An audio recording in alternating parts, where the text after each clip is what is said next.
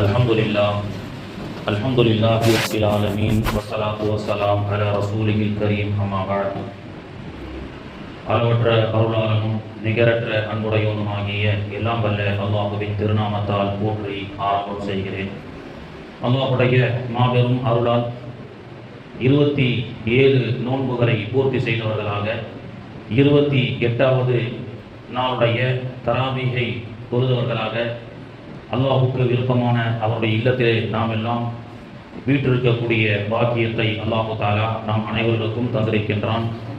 நமக்கு கொடுக்கப்பட்ட கால அவகாசங்களிலே ஆயுட்காலங்களிலே அதிகமாக அவருடைய கலாமை ஓதுவதற்கும் கேட்பதற்கும் அவனுடைய இல்லமான பள்ளிவாசலிலே நம்முடைய நேரத்தை செலவு செய்வதற்கும் அவனுடைய இல்லமான கஅபாவிலே சென்று தவாஃப் செய்வதற்கும் ஹஜ் செய்வதற்கும் உம்ரா செய்வதற்கும் மதீனத்து ரோஜா வாழும் மதீனாவிலே சென்று ரவுலாவிலே அல்லாஹ்வுடைய தூதருடைய தர்பாரிலே சென்று அஸ்ஸலாத்து வஸ்ஸலாமு அலைக யா சய்யதி யா ரசூலல்லாஹ் என்று சொல்லக்கூடிய பாக்கியத்தை அல்லாஹ் தஆலா வாழ்நாளிலே நாம் அனைவருக்கும் தந்து அருள் புரிவானாக. ஆமீன் யா ரப்பல் ஆலமீன். கண்ணியத்திற்குரியவர்களே, உலகத்திலே நாம் பரக்கத்தை நாடி காலை முதல் இரவு வரை நாம் இந்த உலகத்திலே நாம் நம்முடைய வாழ்நாளிலே செலவு செய்து கொண்டிருக்கின்றோம். நோய் நொடி இல்லாமல் வாழ வேண்டும், பரக்கத்தோடு வாழ வேண்டும், செய்யக்கூடிய வியாபாரம் உத்தியோகத்திலே நிம்மதி வேண்டும், குடும்பத்திலே அல்லாஹ் பரக்கத்து தர வேண்டும், சொந்த வீடு வேண்டும், மனைவி பிள்ளைகள் நல்ல சாலிகானவர்களாக இருக்க வேண்டும், நம்முடைய வாரிசுகள் எல்லாம் கண்ணியமான முறையிலே வாழ வேண்டும் என்று ஆசைப்படாதவர்கள் யாரும் இருக்க முடியாது. ஆனால் அதற்காக காலையிலிருந்து நாம உழைத்து கொண்டிருக்கின்றோம், குர்ஆனை மறந்தவர்களாக, தொழுகையை மறந்தவர்களாக. ஆனால் குர்ஆனிலே அல்லாஹ் எல்லாத்தையும் வச்சிருக்கேன்னு சொல்றான். குர்ஆன் என்பது பரக்கத்து வேணுமா? காலையில் சூரத்துல் யாசீனை ஓதுங்கள், அதிலே உங்களுக்கு பரக்கத்து இருக்கிறது. குர்ஆனிலே 2 சூரா இருக்கு. அந்த சூறாவை யார் ஓதுவார்களோ அவர்களோடு மறுமையிலும் கபூரிலும் அந்த சூரா வரும் என்றார்கள் அல்லாஹ்வுடைய தூதர் அவர்கள். வீதி வரை வீடு வரை உறவு, வீதி வரை மனைவி, காடு வரை பிள்ளை, கடைசி வரை யாரோ. மண்ணறைக்கு சென்றதற்கு பிறகு தினந்தோறும் சூரத்துல் முல்கையும் சஜிதாவையும் சஜிதா சூறாவையும் அதிகமாக யார் ஓதி வருவார்களோ அந்த அடியார்களுக்காக கபூரிலே சென்றதற்கு பிறகு ஒரு அழகான வாலிப தோற்றமுடைய ஒரு உருவம் வருமாம். அந்த வாலிப தோற்றத்தினுடைய உருவத்தை பார்த்தால் ஹதீஸிலே சொல்லப்படுகிறது, அந்த வாலிபரை பார்த்தாலே போதும் எனக்கு சொர்க்கம் வேண்டாம் என்று சொல்லக்கூடிய அளவுக்கு இன்பகரமான அழகான ஒரு வாலிப தோற்றத்திலே அல்லாஹ் ஒரு உருவத்தை வரவைப்பான். அந்த உருவம் நம்முடைய மண்ணறைக்கு வந்ததற்கு பிறகு, நீ அடியானே கவலைப்படாதே, நான் யார் என்று உனக்கு தெரியுமா? நான் தான் சூரத்துல் முல்க் என்று அந்த அடியான் அந்த படைப்பு பேசுமாம். நான் தான் சூரத்து சஜிதா என்று சொல்லுமாம். கேள்வி கணக்கு கேட்க 2 பேர் வருவாங்க. அதெல்லாம் நீ பயப்படாத, அந்த 2 மலக்குகள் இடத்துலயும் சரியான முறையில நீ பதில் சொல்வதற்கு உனக்கு உற்ற துணையாக இருக்கின்றேன் என்று அந்த 2 சூறாக்களும் பேசுமாம். பேசிவிட்டு அல்லாஹ்விடத்திலே இந்த மனிதனுடைய கேள்வி கணக்கு முடித்தவுடன் கபூரிலே சூரத்து சஜிதா சொல்லுமாம், இறைவா, இந்த அடியான் என்னை மனப்பாடம் செய்து என்னை அனுதினமும் ஓதி வந்தார். இந்த அடியாருடைய பாவத்தை எல்லாம் நீ மன்னிக்க வேண்டும், இவருக்கு சொர்க்கத்தை கொடுக்க வேண்டும். இல்லை என்றால் என்று ஒரு கேள்வி வருமா இல்லையா? அந்த சஜிதா சூராவும் சூரத்துல் முல்க்கும் அந்த அடியானுக்காக ஓதிய அடியானுக்காக சொல்லுமா, ஒன்று இவருடைய பாவத்தை எல்லாம் மன்னிக்கணும், மனிதன் தானே பாவம் செஞ்சிருப்பார், மன்னிக்கணும், இவருக்கு சொர்க்கத்தை உறுதியாக்க வேண்டும். இல்லை என்றால் உன்னுடைய அருள் மறையிலிருந்து என்னை எடுத்து விடு என்று அந்த சூரா சொல்லுவான். அவ்வளவு சக்தி வாய்ந்த சூறாக்கள் எல்லாம் அருள்மறையிலே இருக்கிறது. ஒரு நண்பனுடைய வீட்டில் விலை உயர்ந்த ஒரு டைமண்ட் இருக்குன்னு சொல்லி ஒருத்தன் அந்த நண்பனுடைய வீட்டுக்கு சென்று அந்த டைமண்டை எப்படியாவது நம்ம எடுத்துடணும், 3 நாள் விருந்தாளியா தங்கி அந்த டைமண்ட் பல கோடி மதிப்புள்ள அந்த டைமண்ட் கல்லை நம்ம எடுத்துடணும்னு சொல்லி ஒருத்தன் போனானா. போய் முதல் நாள் அந்த நண்பனிடத்துல, நண்பா, உன்னிடத்தில் விலை உயர்ந்த ஒரு டைமண்ட் கல் இருக்கு அல்லவா, அதை எனக்கு காட்டுன்னு சொல்லுவானா.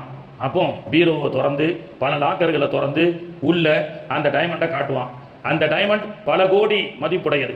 அந்த பீரோவையும் பார்த்துருவான், அந்த லாக்கரையும் பார்த்துருவான். சரி, இங்கதான் இருக்கா, சாவி இங்கதான் இருக்கா அப்படின்னு சொல்லி அன்றைய இரவு நண்பன் அசந்து தூங்கிட்டு இருக்கும் போது அந்த டைமண்டை கலவரம் பண்ண வேண்டும் அப்படின்னு போய் விருந்தாளியாக சென்ற அவன் என்ன செய்வானா, அந்த சாவி எடுத்து அந்த பீரோவை அவன் அசந்த நேரத்தில் தூங்கும் பொழுது அதை எடுப்பதற்காக திறந்து பார்ப்பானா, அந்த பீரோவில் டைமண்ட் இருக்காது.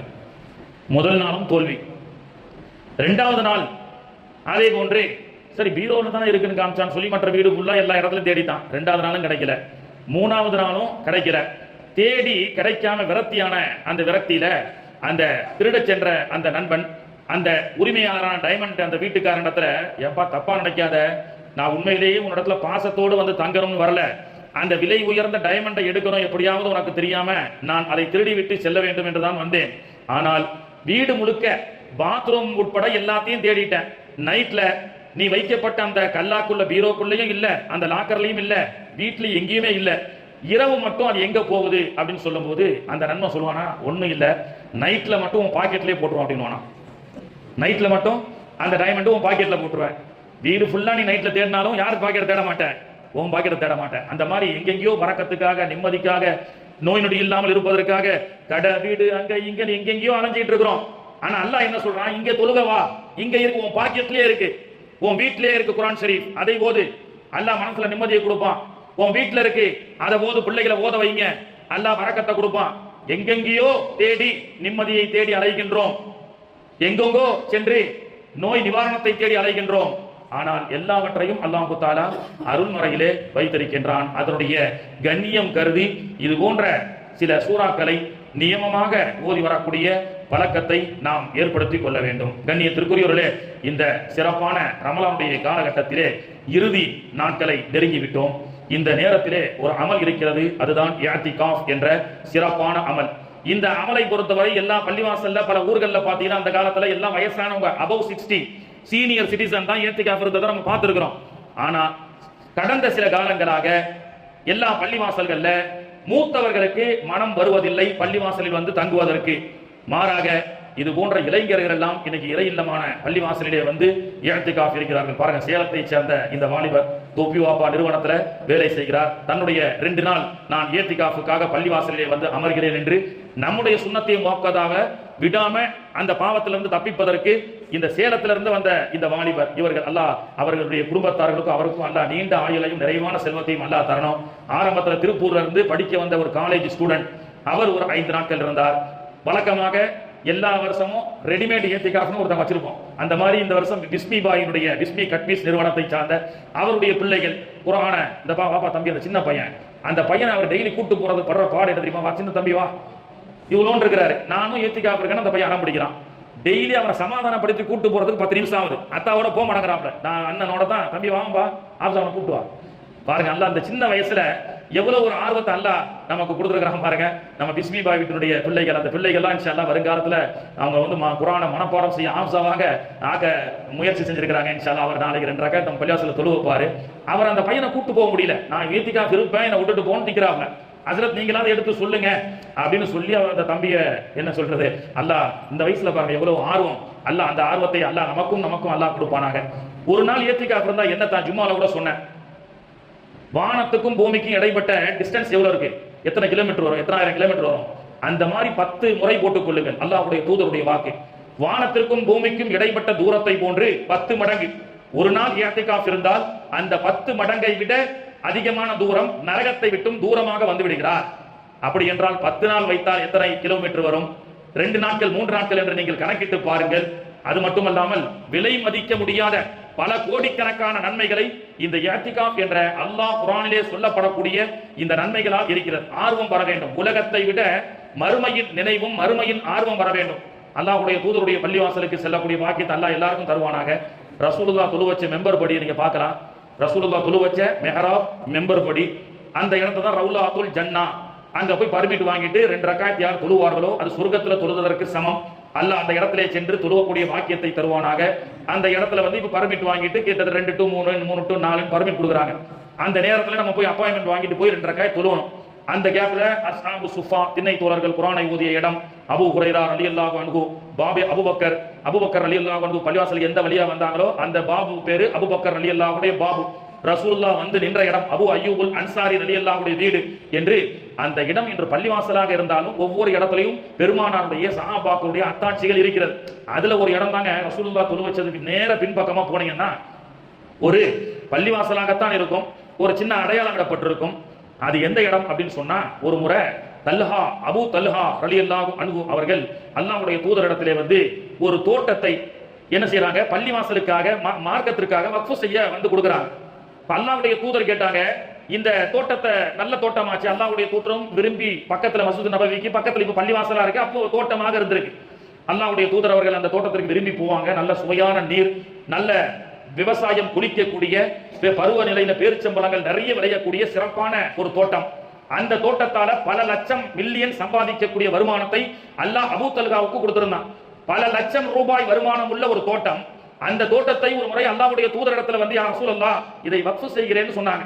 அல்லாஹ்வுடைய தூதர் கேட்டாங்க, நல்ல தோட்டமாச்சே, அது உங்களுக்கு பெருங்கொண்ட தொகையை உங்களுக்கு ப்ராஃபிட்டை தந்ததே அப்படின்னு அல்லாஹ்வுடைய தூதர் சொல்லும் பொழுது அதை கொடுக்கிறதுக்கு உண்டான காரணத்தை சொன்னாங்க. பாருங்க, அந்த மாதிரி உலகத்துல யாரும் செய்ய முடியாது. சஹாபாக்களுடைய சென்ற ஒட்டகத்தின் கால் தூசிக்கு கூட நான் ஆக மாட்டேன் என்று உமர் இப்னு அப்துல் அஜீஸ் சொன்னாருன்னு சொன்னா, நாமெல்லாம் அந்த தூசியில் கிளம்பக்கூடிய புழுதியில் கூட நாம் சேர முடியாது. அவங்க சொன்ன வார்த்தை, இந்த தோட்டத்தை ஏன் தெரியுமா யா ரசூலல்லாஹ் நான் வக்ஃப் செய்றேன், நான் என்னுடைய தோட்டத்தில் தொழுது கொண்டிருந்தேன். தொழுது கொண்டிருக்கும் பொழுது என்னுடைய நினைவு என்னுடைய தோட்டத்தின் பக்கமாக சென்று விட்டது. என்னுடைய தோட்டத்தை நான் ரசிக்க ஆரம்பித்து விட்டேன். தொழுகையை மறந்து என்னுடைய தோட்டத்தினுடைய இன்பத்தின் லைஃபிலே நான் மூழ்கிவிட்டேன். இந்த தோட்டம் உடனே தொழுது முடித்தவுடன் ஒரு முடிவு செய்தேன், இந்த தோட்டம் தானே இறைவனுடைய ஞாபகத்தை தரக்கூடிய தொழுகையை கூட மறக்கடித்தது. தொழுகையை மறக்கடித்த, தொழுகையின் உன்னுடைய நினைவிலிருந்து என்னை மறக்கடித்த இந்த தோட்டம் எனக்கு இருந்தால் தானே எனக்கு ஞாபகம் வரும். எனவே அல்லாஹ்வுக்காக தர்மம் செய்து விட்டேன் என்று சொன்னார்கள். என்றால் அந்த லட்ச துணிகளுடைய ஈமான் அந்த இடத்துல தான் ஆஜிகளை கொண்டு போய் சொல்லி இந்த விவரத்தை சொல்லி இந்த இடத்துல நின்று நம்ம தொழுவோம் 2 ரக்காயத். இந்த 2 ரக்காயத்திலேயாவது கடை, மனைவி, வீடு என்ற சிந்தனையும் இல்லாம அல்லாஹ்வுக்காக 2 ரக்காயத் தொழுது, இறைவா அந்த சஹாபி இந்த பல லட்சம் மதிப்புள்ள ப்ராஃபிட் தரக்கூடிய இந்த சொத்தையே 2 ரக்காயத்தினுடைய நினைவு சிந்தனை மாறிவிட்டது என்பதற்காக சொன்னார்களே, அந்த ஈமானின் லட்ச துளிகளில் எங்களுக்கு ஒரு சின்ன லட்ச துளிகளில் ஒரு சின்ன துளியை இறைவா தந்த அருள் புரிவாயாக என்று நாம் துஆ செய்ய வேண்டும்.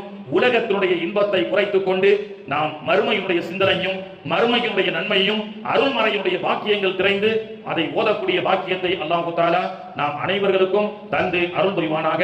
அமல்களிலே ஆர்வத்தை அல்லாஹ் தஆலா தந்து அருள் புரிவானாக. அல்லாஹ் இஅ்திகாஃப் இருக்கின்ற இன்னும் நம்ம பள்ளிவாசலிலே தொழுத நாம் அனைவர்களுக்கும், இந்த மஜ்லிஸிலே இருக்கக்கூடிய அனைவர்களுக்கும் அல்லாஹ் ஹஜ்ஜினுடைய உம்ராவுடைய நசீபை தந்து இந்த பரக்கத்தை கொண்டு அந்த இடத்திலெல்லாம் சென்று புனித இடங்களிலெல்லாம் சென்று சிரம் பணிந்து தொழக்கூடிய பாக்கியத்தை வாழ்நாளிலே அதிகம் அதிகம் நாம் அனைவர்களுக்கும் தந்து அருள் புரிவானாக. வாஹிரு தஅவானா அனில் ஹம்துலில்லாஹி ரப்பில் ஆலமீன். பிஸ்மில்லாஹிர் ரஹ்மானிர் ரஹீம். நவைத்து சௌம